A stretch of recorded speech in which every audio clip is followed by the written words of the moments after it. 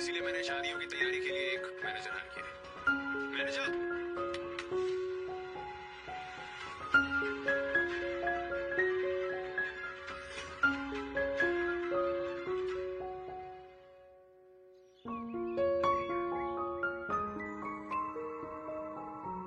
रोजाना वीडियो देखने के लिए चैनल को सब्सक्राइब करना जरूरी है।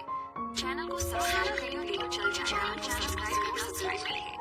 चैनल को सब्सक्राइब करें, वीडियो चल जाएगा। चैनल को जरूर सब्सक्राइब करें। फिर से बताइए ना, हमें लोगों से कैसे रिलेटेड है? ये मेरी बुआ की बेटे का फंक्शन है। पहले माउंट आबू में रहते थे, फिर शिफ्ट हो गए, इसलिए बड़ा होने के बाद तुम दोनों एक दूसरे से मिल नहीं सके। एक बार मुलाकात हुई थी, पर तब ये 2 साल की थी। अरे संजय, इतना बड़ा हो गया। सबसे पहले तो तुझे तेरे बेटे की शादी की बधाई हो। थैंक यू सो मच मामा साहब। हमें मिले कितने साल हो गए ना। इसे देख, अभी फिट हूँ। जीती रह बेटे, ये तेरा ध्यान तो रखता है। इसकी कोई भी शिकायत हो ना तो मुझे बेखौफ कर देना। इसके कान मरोड़ने का मेरा पुराना तजुर्बा है। गीतू, तुझे संजय से मिलना तो याद नहीं होगा? अरे कैसे याद होगा मामा साहब, इतनी सी तो थी, बोल भी नहीं पाती थी ठीक से। अब तो मेरी क्लास ले लेती है।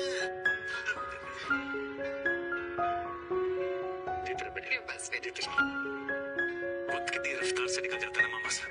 बच्चे कितनी जल्दी जल्दी बड़े हो जाते हैं। अभी बैठ जाओ। Food taking time. अरे बस बस बस बस। ये बस। अरे वाह, कितने प्यारे हो आप।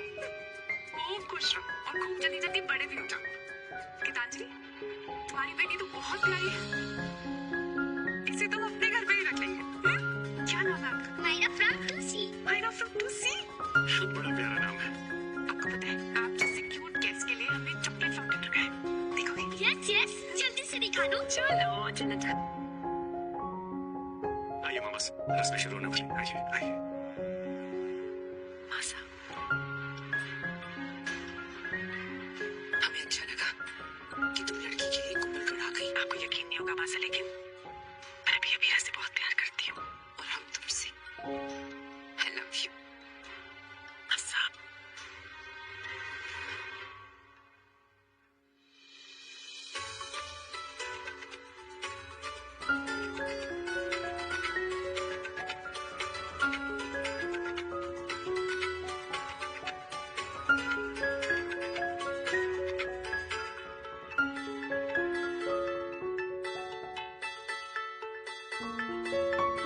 लगता है मेरी आंखें मुझे धोखा दे रही। कोई इतना खूबसूरत नहीं हो सकता।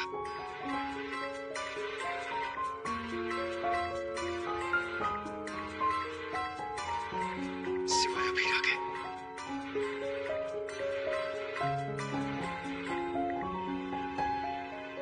मुझे आप ऐसे क्यों लाए गए अर्जुन? मुझसे क्या करवाने वाले हो आप लोग? रिलैक्स अभी। आप हमारे घर की होने वाली बहू है और तानिया की भाभी। तो क्रिश का स्वागत आप ही करेंगे ना?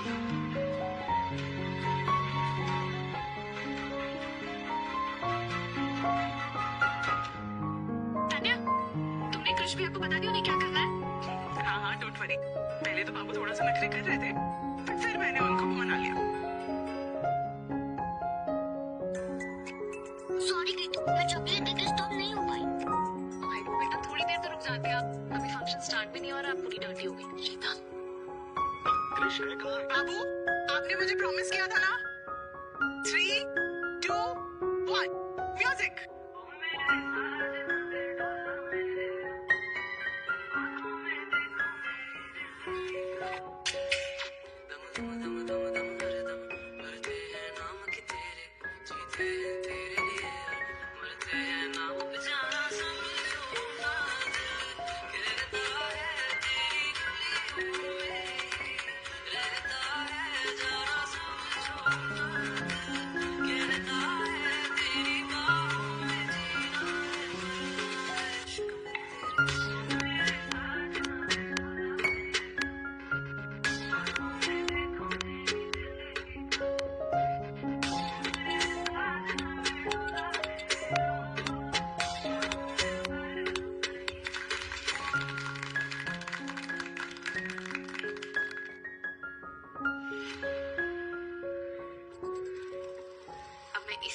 आपकी शादी तक रोज नए तरीकों से आपको अपसेट करूंगी। और अगर आप तान्या को धोखा दे रहे हो तो शादी से पहले आपको एक्सपोज करूंगी। खुश? बहुत खुश।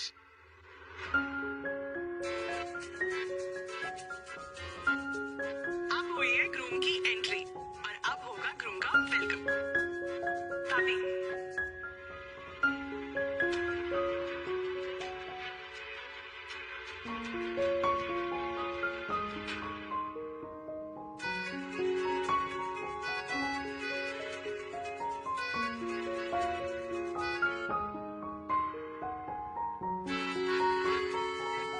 क्यों आंटी?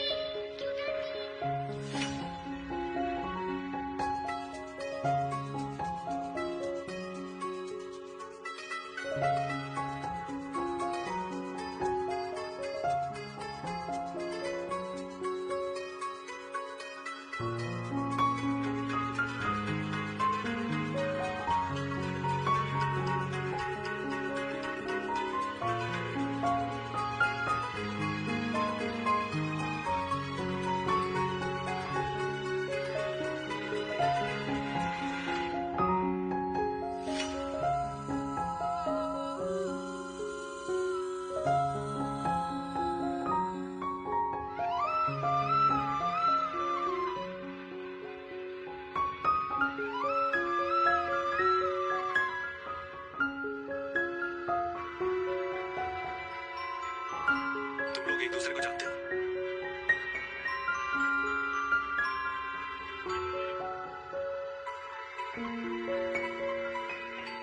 यस, ये क्यूट आंटी है। मुझे क्यूट आंटी के पास जाने दो।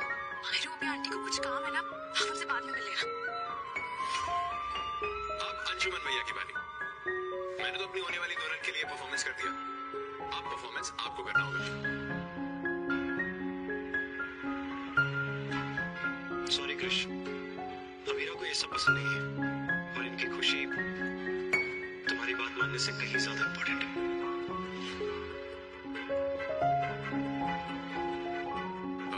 मैं भी नहीं चाहता कि भाभी अनकंफर्टेबल हो, इसीलिए मैंने शादियों की तैयारी के लिए एक मैनेजर हायर किया है।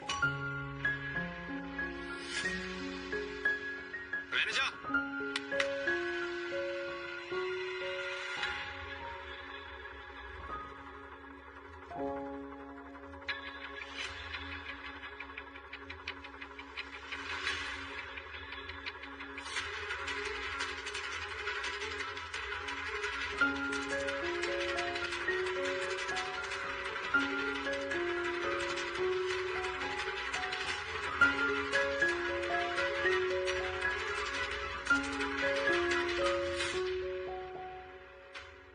पर आप तो आ जाओ ना पापा।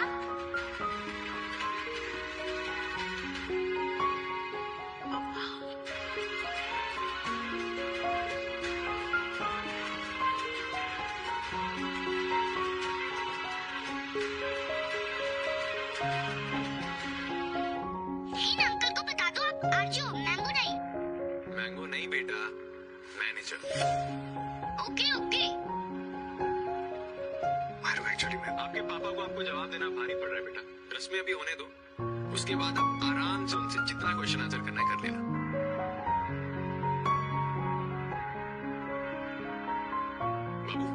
बाबू, अब हम अपने फेवरेट कपल का तिलक करेंगे।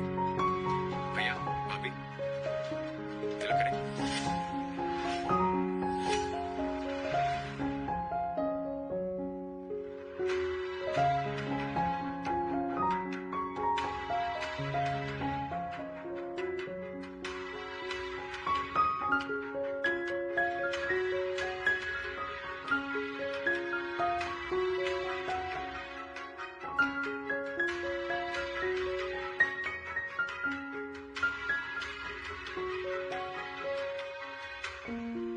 भाभी, एक मिनट। मैनेजर, गिफ्ट लेकर आओ अभी।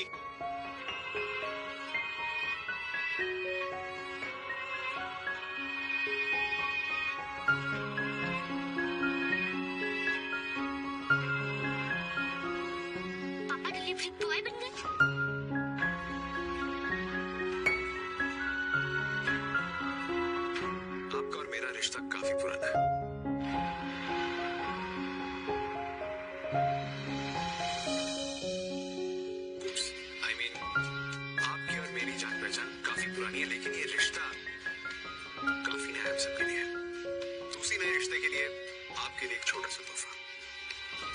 अच्छा है ना?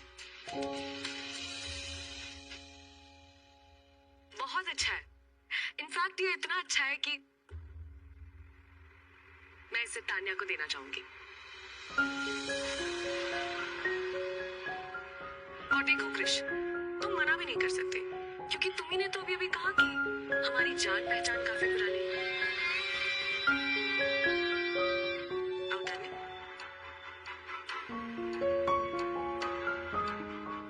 ये हार तुम्हें बहुत प्रिटी लग रहा है तान्या। जिसके पास अंशुमन भैया जैसा हीरा हो उसे कहने की क्या जरूरत है? राइट भाभी?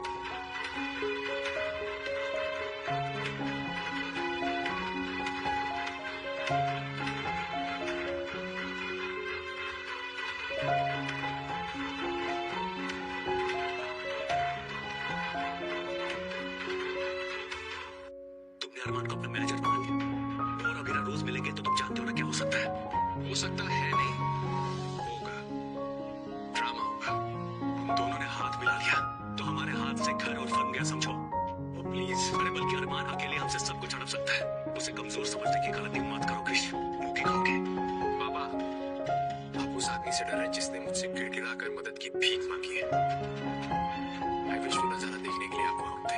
तुम गलती कर रहे हो कृष्ण। तुमने अरमान को हायर ही क्यों किया? क्योंकि मैं मेरी शादी में बोर हो रहा था।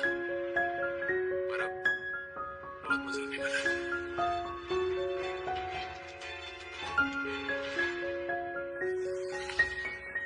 मेरा हीरो आ गया, अब ये शादी नहीं होगी। मेरा नहीं। अपना हीरो आ गया, अब ये शादी नहीं होगी। अपना हीरो आ गया। जरूर होगी। अरमान होने ही नहीं देगा। मनीषा, पता नहीं तू अपनी कौन सी अलग दुनिया में खुश है। मुझे तो ये समझ में नहीं आ रहा कि गीतांजलि की बेटी अरमान को पापा क्यों बुला रही है। क्योंकि गीतांजलि ही अरमान भैया की मंगेतर है बुआ साहब। क्या? भैया ने उन दोनों के साथ अपनी एक अलग सी फैमिली बना ली है, इसलिए उनकी शादी तुड़वाने से बेटर है आप प्रे करो कि भाभी को भी अपनी लाइफ में थोड़ी खुशियां मिले। मम्मा, एक माँ की असली खुशी अपने बच्चे में ही होती है और मेरी क्यूटी से ये खुशी सालों पहले छिन गई थी बेटा। अच्छा तुम चलो यही प्रे कर लो कि एटलीस्ट उन्हें थोड़ी सी तो खुशियां मिले अपनी लाइफ में। आई जस्ट होप कि सारे फंक्शन ना एकदम स्मूथली हो जाए।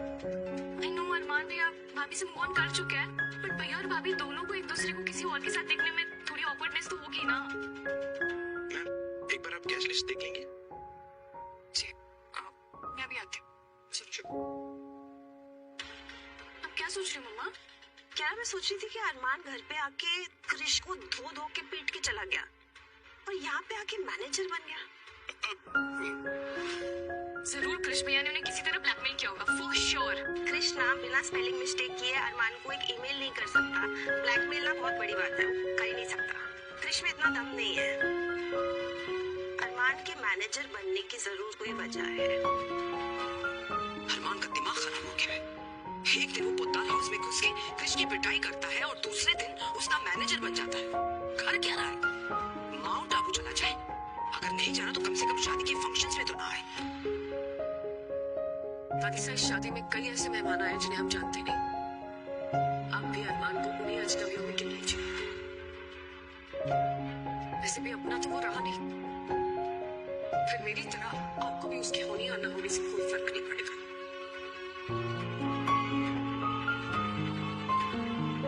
तो कितना ही छुपा ले, तुझे और अरमान दोनों को दर्द हो रहा है अमीरा। आमतौर पे माँ चाहती है कि उसके बच्चों का दर्द दूर हो जाए, पर मैं चाहती हूँ तुम दोनों ये दर्द महसूस करो। शायद तभी तुम्हें एहसास होगा कि तुम एक दूसरे के बिना खुश रह ही नहीं सकते। मैं मायरा को लेके यहाँ से जा रही हूँ। अरमान, मुझे नहीं पता था कि दादू जी रिलेटिव की बात करें आपके फूफा निकलेंगे। और चलो अगर मैं अनजाने में मायरा को यहाँ ले भी आई, पर आपके पास क्या एक्सक्यूज है? आप मायरा के बारे में क्यों नहीं सोच रहे हो? अरमान, मैं आपसे एक भी सवाल नहीं करती। मैं जानती हूँ आपका पर्सनल मैटर है, लेकिन इस मैटर में मायरा भी इन्वॉल्व है, इसलिए मुझे बोलने का पूरा हक है। आपने माउंट आबू में अपनी जॉब छोड़ दी और अपनी बेटी के बारे में सोचा भी नहीं। यहाँ अमीरा है, उन्हें कभी भी मायरा का सच पता चल सकता है, लेकिन आप अब भी उसके बारे में नहीं सोच रहे हो। आप बहुत गलत कर रहे हो अरमान।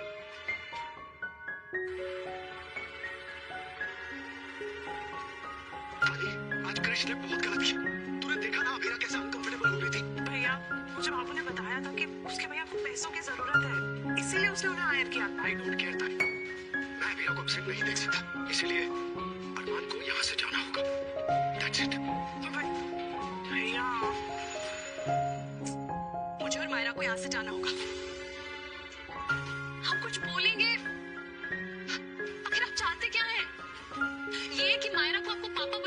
अबीरा का दिल टूटता जाए, या ये कि मैं इस डर में घूमती रहूं कि कहीं उन्हें मायरू का सच पता ना चल जाए। आपको किसी का मैनेजर बना देख मायरू कितनी कंफ्यूज थी, आपने देखा था। आखिर आपने ये जॉब क्यों लिया अरमान? ये मैं तुम्हें नहीं बता सकता गीतांजलि। ठीक है, मत बताइए। आप बस मुझे हाँ कह दीजिए ताकि मैं मायरू को यहाँ से वापस ले जा सकूं। फिर आपको अपना जब काम खत्म करके आराम से आना होगा, आप आ जाना, ठीक है?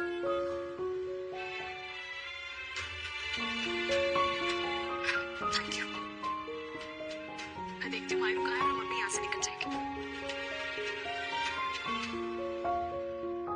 जिंदगी में आगे बढ़ने के लिए कदम आगे उठाने पड़ते हैं अरमान, लेकिन मेरा एक पाँव दुख की बेट से बंधा हुआ है और दूसरा गिल्ट इस बात का गिल्ट कि मेरी वजह से तुमने भी अपनी बेटी को दी। तुम अपनी बीवी को भूल गए थे, वो तो बात ही छोड़ दो, लेकिन एक बाप अपनी बेटी को कैसे भूल गया?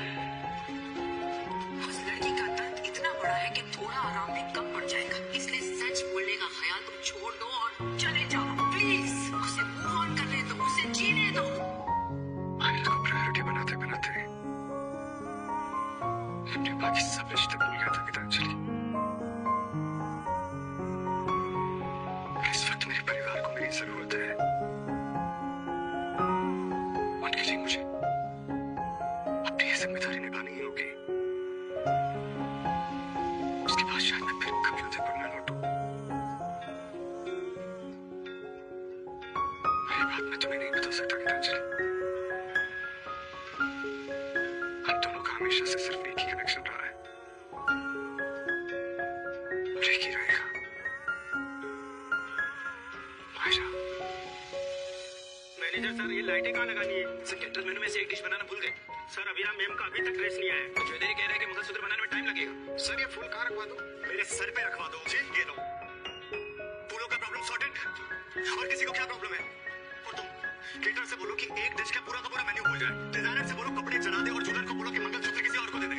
और सर शादी कैसे होगी? हाँ, तो ना हो मेरी वजह से।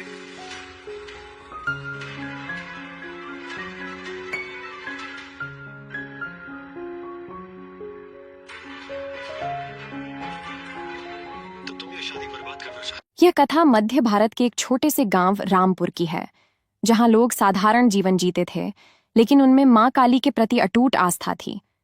इस गांव में एक गरीब ब्राह्मण परिवार रहता था, जिसका नाम था शंकरलाल। शंकरलाल की उम्र लगभग 55 वर्ष थी और वह अपने परिवार के साथ कच्चे मकान में जीवन यापन करता था। उसका मुख्य साधन पूजा पाठ था, लेकिन गांव में अब कोई पूजा करवाने नहीं आता था, क्योंकि लोग आधुनिकता की ओर बढ़ चुके थे और देवी देवताओं में विश्वास कम हो गया था।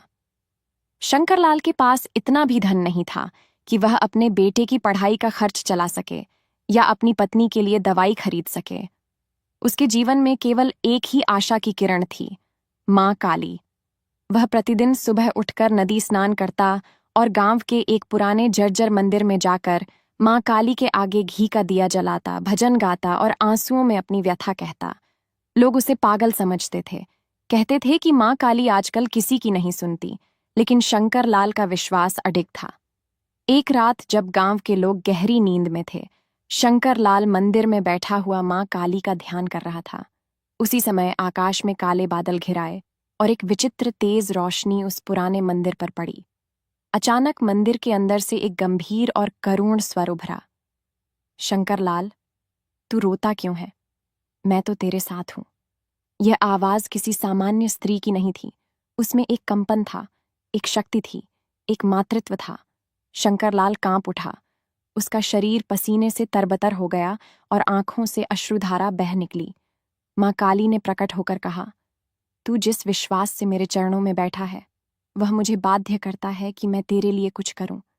लेकिन एक शर्त है, कल सूरज उगने से पहले तू उस नदी के किनारे जा, जहां तुलसी के पेड़ के नीचे एक लोहे की पेटी घड़ी है। उसे निकाल, लेकिन उसे केवल अपने हाथ से ही छूना, किसी और से मत कहना। शंकरलाल मां के इस आदेश को लेकर मंदिर में ही सो गया और सुबह होने से पहले नदी किनारे पहुंच गया। वहां सचमुच तुलसी का एक पेड़ था और नीचे की मिट्टी कुछ अलग सी लग रही थी। कांपते हाथों से उसने खुदाई शुरू की और कुछ ही देर में उसे एक लोहे की पुरानी पेटी मिली, जिसे जैसे ही उसने खोला, उसमें से प्राचीन स्वर्ण आभूषण, चांदी के सिक्के और कुछ तांत्रिक ग्रंथ निकले। उसकी आंखों से आंसू रुकने का नाम नहीं ले रहे थे। वह समझ गया कि यह सब मां काली की कृपा से संभव हुआ है। लेकिन तभी उसके मन में एक विचार आया, क्या यह धन केवल मेरे लिए है? क्या मुझे इसे गांव के लोगों की सेवा में नहीं लगाना चाहिए? उस रात उसने मंदिर में पुनः मां काली से प्रार्थना की और कहा, मां, आपने मुझे धन दिया, लेकिन अब मुझे बुद्धि दो कि मैं इसे सही रूप से उपयोग कर सकूं। मां काली पुनः प्रकट हुई और बोली, शंकर लाल, यह धन केवल तुझे नहीं, पूरे गांव के कल्याण हेतु है। एक छोटी पाठशाला बनवा जहां निर्धन बच्चों को शिक्षा मिले, एक गौशाला बनवा जहां लाचार पशु रहें, और एक भंडारा आरंभ कर जहां भूखे को भोजन मिले। यही मेरी इच्छा है। अगले दिन से शंकरलाल ने अपने जीवन को बदलना शुरू कर दिया। उसने गांव के लोगों को बुलाया और बताया कि उसे मां काली की कृपा से यह निधि प्राप्त हुई है और वह अब सभी के लिए सेवा का कार्य करेगा। कुछ लोगों ने पहले तो उसे झूठा समझा, लेकिन जब उन्होंने उसकी योजनाओं को साकार होते देखा, मंदिर का जीर्णोद्धार, पाठशाला की नींव और निर्धनों को भोजन मिलने लगा, तो पूरा गांव उसके चरणों में झुक गया। यह सब कुछ धीरे धीरे हुआ, लेकिन प्रत्येक कार्य में मां काली की छाया स्पष्ट रूप से दिखाई देती थी। लोग कहने लगे, रामपुर अब केवल एक गांव नहीं रहा, यह मां काली की लीला भूमि है। शंकरलाल ने अपनी पत्नी और बेटे को भी इसमें शामिल कर लिया और अब वह परिवार मां की सेवा में पूर्णतः समर्पित हो गया। रात को जब मंदिर की घंटियों की आवाज आती, लोग समझ जाते कि मां काली स्वयं आई हैं, अपने भक्त की तपस्या का फल देने। शंकरलाल के जीवन में जो परिवर्तन आया था, वह केवल उसके जीवन तक सीमित नहीं रहा। उसकी भक्ति और सेवा की भावना धीरे धीरे पूरे क्षेत्र में फैलने लगी। आसपास के गांवों से लोग रामपुर आने लगे, मां काली के मंदिर में दर्शन करने और शंकरलाल के भंडारे में भोजन पाने। शंकरलाल अब केवल एक पुजारी नहीं रह गया था, वह लोगों के दुखों का साथी, मार्गदर्शक और मां काली का सच्चा सेवक बन चुका था। लेकिन मां की लीला यहीं समाप्त नहीं हुई थी। एक दिन गांव में एक अपरिचित साधु आया।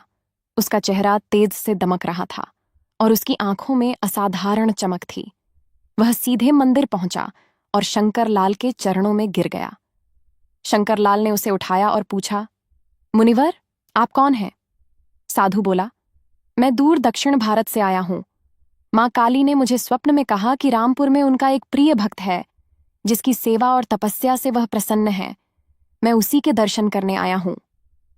शंकरलाल ये सुनकर भाव विभोर हो गया। उसने साधु का आदर सत्कार किया और दोनों मिलकर मां की आराधना करने लगे।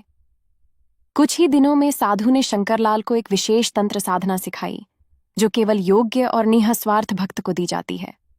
ये साधना शक्तिशाली थी, लेकिन उसमें संयम, सेवा और पूर्ण आत्मसमर्पण की आवश्यकता थी। शंकरलाल ने इस साधना को अपनाया और रात को मां काली की मूर्ति के आगे बैठकर ध्यान करने लगा। उसकी साधना इतनी प्रबल हो गई कि एक रात मां काली ने उसे अपने विकराल रूप में दर्शन दिए। उनके हाथों में खड्ग, खप्पर और त्रिशूल था, लेकिन उनकी आंखों में करुणा थी। उन्होंने कहा, शंकरलाल, अब तू केवल मेरा भक्त नहीं रहा, अब तू मेरा पुत्र है। तेरे कंधों पर अब समाज को चेताने का भार है। जो लोग अंधविश्वास, पाखंड और स्वार्थ के कारण भक्ति का नाम लेकर ढोंग करते हैं, उन्हें सही मार्ग दिखाना तेरा धर्म है। इसके बाद मां ने उसे एक रुद्राक्ष की माला दी और कहा, यह माला अब तुझे मेरी शक्ति प्रदान करेगी, लेकिन इसका उपयोग केवल धर्म, सेवा और सच्चाई के लिए करना। शंकरलाल ने उस माला को अपने गले में धारण किया और उस दिन से उसकी वाणी में प्रभाव, नेत्रों में तेज और कर्मों में विलक्षणता आ गई। अब वह जहां भी जाता, वहां मां की शक्ति स्वतः कार्य करने लगती। बीमार ठीक होने लगे, संकट में फंसे लोग राह पाने लगे और जिनके जीवन में निराशा थी, उन्हें आशा का दीप मिलने लगा। मां काली की कृपा से रामपुर अब पूरे देश में प्रसिद्ध हो गया। लोग अपने कष्ट लेकर आते और संतोष के साथ लौटते। एक दिन गांव में एक अंधा बालक अपने पिता के साथ आया। उसका नाम माधव था। वह जन्म से ही नेत्रहीन था, लेकिन उसकी आवाज में मधुरता और मन में श्रद्धा थी। वह मंदिर की सीढ़ियों पर बैठकर मां काली के भजन गाने लगा उसकी आवाज सुनकर शंकरलाल बाहर आया और माधव को पास बुलाया। वह बोला, बेटा, तू माँ के कितने निकट है, यह तुझे स्वयं नहीं पता। माधव ने कहा, बाबा, मैं चाहता हूं माँ काली के दर्शन कर सकूं, एक बार उनके चरणों को छू सकूं। यह सुनकर शंकरलाल की आंखें भर आईं। उसने माधव का हाथ पकड़ा और माँ काली की मूर्ति तक ले गया। माधव ने जैसे ही मूर्ति के चरणों को स्पर्श किया, एक तेज प्रकाश मंदिर में फैला और माधव की आंखों में रोशनी लौट आई। वह चौंक कर बोला, मैं देख सकता हूं माँ, मैं देख सकता हूं। पूरे गांव में यह चमत्कार फैल गया और लोग मंदिर की ओर दौड़ पड़े। ये माँ काली की करुणा थी, उनका चमत्कार था जो केवल सच्चे भाव से जुड़ने वालों को ही मिलता है। रामपुर अब केवल एक गांव नहीं रहा था, बल्कि वह एक आध्यात्मिक केंद्र बन चुका था, जहां दूर दूर से लोग माँ काली के चमत्कारों को देखने और अनुभव करने आते थे। और इस चमत्कारिक परिवर्तन के केंद्र में था भक्त शंकरलाल, जो अब साधारण पुजारी नहीं बल्कि एक जीवित संत बन चुका था। उसके पास कोई बड़ी डिग्री नहीं थी, न कोई साधन, लेकिन माँ काली की कृपा ने उसे वह दृष्टि, वह शक्ति और वह साधना दी थी जो साधारण लोगों के लिए दुर्लभ थी। अब उसके दिन प्रार्थना, सेवा और मार्गदर्शन में बीतते थे, लेकिन जैसे जैसे उसका प्रभाव बढ़ा, वैसे वैसे आसपास की नकारात्मक शक्तियां भी सक्रिय होने लगीं। खासकर गांव के उत्तर दिशा में एक वनखंड था जिसे लोग कालवन कहते थे। वहां वर्षों से एक तांत्रिक भैरवनाथ अपनी क्रूर साधनाएं करता आ रहा था। उसे जब यह पता चला कि रामपुर में माँ काली का मंदिर फिर से सक्रिय हो गया है और उसका भक्त लोगों के दुख दूर कर रहा है, तो उसे ईर्ष्या होने लगी। उसने सोचा कि यदि यही स्थिति रही तो लोग उसकी ओर देखना भी बंद कर देंगे, क्योंकि अब उन्हें चमत्कार और आशा शंकरलाल से मिल रही थी। भैरवनाथ ने तंत्र के बल से एक रात अपनी शक्ति से एक डरावनी छाया भेजी जो मंदिर के चारों ओर मंडराने लगी। उस रात मंदिर की मूर्ति पर काली स्याही सी जम गई और अगली सुबह मंदिर का वातावरण बोझिल था। भक्तों में घबराहट फैल गई, लेकिन शंकरलाल ने जैसे ही आंखें खोलीं, वह समझ गया कि यह कोई सामान्य घटना नहीं है। उसने मां से प्रार्थना की और वहीं रुद्राक्ष की माला हाथ में लेकर मूर्ति की परिक्रमा करने लगा। उसकी मंत्रोच्चारण की आवाज जैसे जैसे तेज होती गई, वैसे वैसे वह छाया धीमी होने लगी और अंततः मां काली की मूर्ति से वह स्याही हट गई।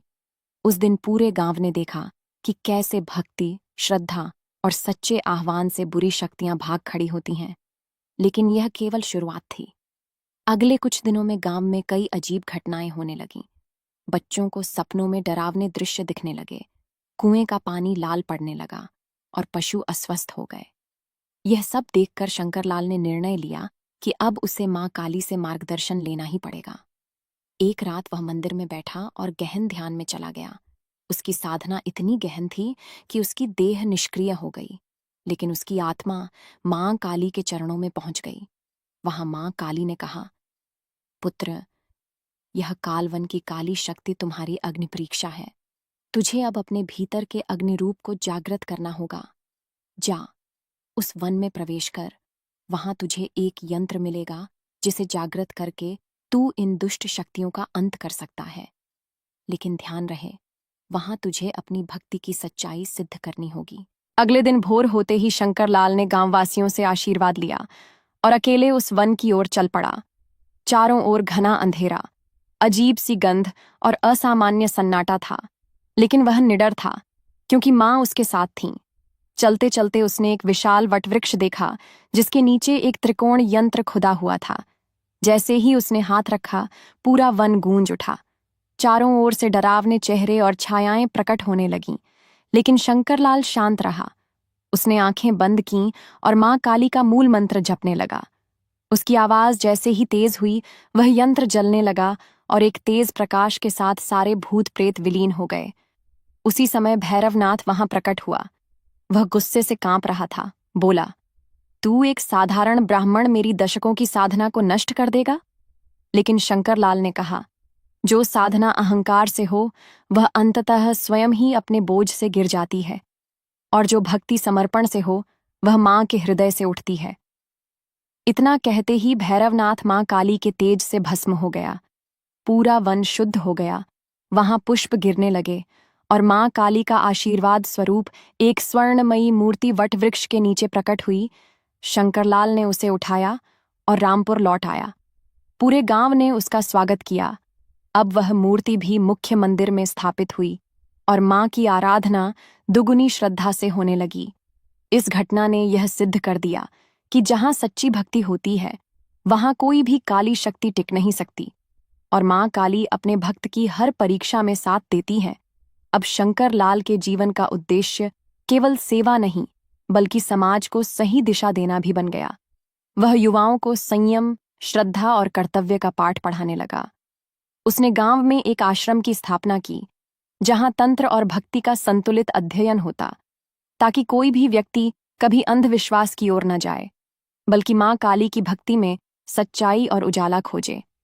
और इसी तरह रामपुर मां काली की कृपा से एक प्रकाश स्तंभ बन गया जहां हर दुखी, हर असहाय और हर प्रश्नाकुल आत्मा को उत्तर मिलता, समाधान मिलता और सबसे बढ़कर मां की कृपा का प्रत्यक्ष अनुभव होता। रामपुर में अब मां काली का प्रभाव इतना व्यापक हो चुका था कि दूर दूर के राज्य भी इस गांव का नाम श्रद्धा से लेने लगे थे। शंकरलाल अब केवल एक नाम नहीं, एक प्रतीक बन चुका था, भक्ति, सेवा और अदम्य साहस का प्रतीक। लेकिन मां काली की कृपा जहां वरदान देती है वहीं अग्नि परीक्षा भी लेती है। एक दिन शंकरलाल के जीवन में ऐसा तूफान आया जिसने उसकी सारी शक्ति, संकल्प और श्रद्धा को कड़ी परीक्षा में डाल दिया।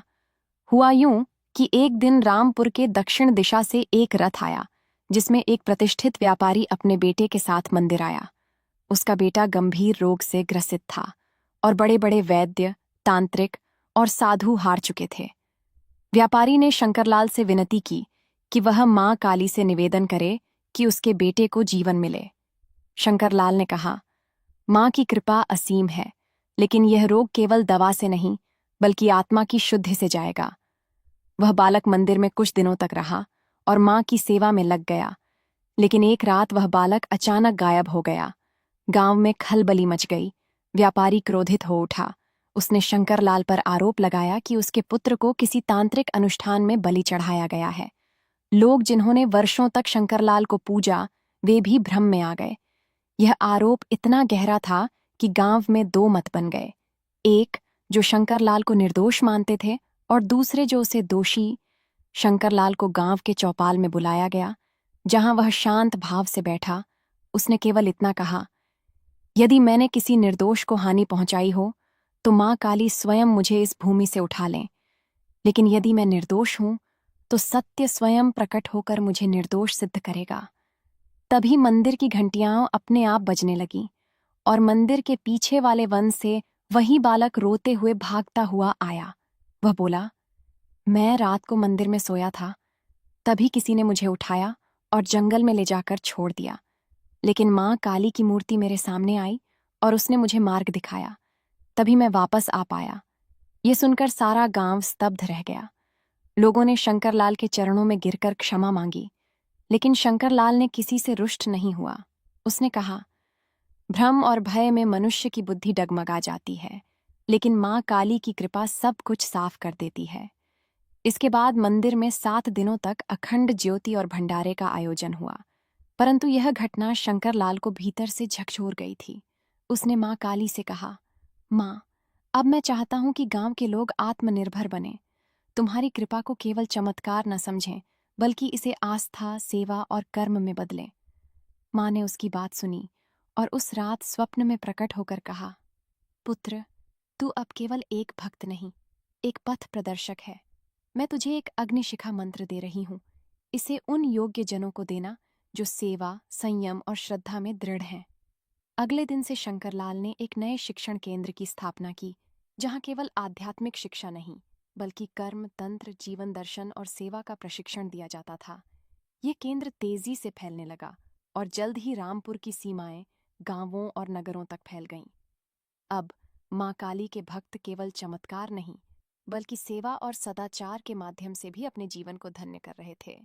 इस बीच एक और घटना घटी जिसने पूरे देश का ध्यान रामपुर की ओर खींच लिया। एक दिन दिल्ली के एक बड़े मंत्री की पत्नी को एक भयावह बीमारी हो गई। डॉक्टरों ने जवाब दे दिया। तब किसी ने उन्हें रामपुर जाने की सलाह दी। वे लोग यहाँ आए और शंकरलाल से मिले। शंकरलाल ने केवल माँ की मूर्ति के सामने उनका हाथ रखकर कहा, यदि इसमें सच्चा प्रेम, सेवा और परोपकार का भाव है तो माँ स्वयं इन्हें स्वस्थ करेंगी। कुछ ही दिनों में वह महिला पूरी तरह ठीक हो गई। यह खबर दिल्ली तक फैल गई और अब रामपुर केवल एक गांव नहीं बल्कि माँ काली धाम के नाम से प्रसिद्ध हो गया। सरकार ने वहां एक धार्मिक शोध संस्थान की स्थापना करवाई और शंकरलाल को उसका संरक्षक नियुक्त किया गया। लेकिन शंकरलाल ने कहा, मैं केवल माँ का सेवक हूँ, किसी पद, सम्मान या अधिकार का इच्छुक नहीं। उसने उस संस्था को जनता को समर्पित कर दिया और वहां की सारी व्यवस्था माँ काली के नाम कर दी। अब वहां से हजारों युवा शिक्षा, सेवा और साधना का मार्ग लेकर निकलते और देश विदेश में माँ काली की भक्ति और सेवा का संदेश फैलाते। धीरे धीरे रामपुर केवल माँ काली का चमत्कारी गांव नहीं बल्कि एक आध्यात्मिक जागरण केंद्र बन गया। और इसके केंद्र में शंकरलाल नहीं, माँ काली का तेज था, जिसने अंधकार में भी दीप जलाया और असत्य में भी सत्य की राह दिखाई। समय के साथ रामपुर का नाम देश भर में गूंजने लगा। हर दिन सैकड़ों लोग माँ काली के मंदिर में दर्शन के लिए आते। कोई अपनी बीमारी का इलाज चाहता, कोई अपने बेटे की नौकरी की प्रार्थना लेकर आता, कोई अपने पारिवारिक संकट से मुक्ति चाहता और कोई केवल माँ की भक्ति में लीन होकर कुछ पल उनके चरणों में बैठना चाहता। लेकिन उन सभी को मार्ग देने वाला था वही साधारण सा ब्राह्मण शंकरलाल, जिसकी भक्ति ने गांव को मंदिर बना दिया। लेकिन जहां एक ओर उसकी कीर्ति फैल रही थी, वहीं कुछ लोग ऐसे भी थे जिन्हें यह सब रास नहीं आ रहा था। कुछ बड़े तांत्रिक, कुछ व्यापारी जिनका धंधा अब ठप्प हो गया था, और कुछ राजनेता जो चाहते थे कि रामपुर केवल उनकी सत्ता का हिस्सा बने। उन्होंने एक गुप्त साजिश रची कि माँ काली के मंदिर को सरकारी संपत्ति घोषित कर दिया जाए और उसे सरकार अपने अधीन ले ले, ताकि वहां का सारा चढ़ावा, प्रसिद्धि और नियंत्रण उनके हाथ में आ जाए। उन्होंने झूठे दस्तावेज बनाए, यह प्रचार किया कि शंकरलाल ने अवैध रूप से सरकारी भूमि पर मंदिर बनवाया है और उसके पास किसी प्रकार का कोई कागज नहीं है। उन्होंने एक दिन पुलिस भेज दी, जो मंदिर को सील करने आई। सारा गांव इकट्ठा हो गया।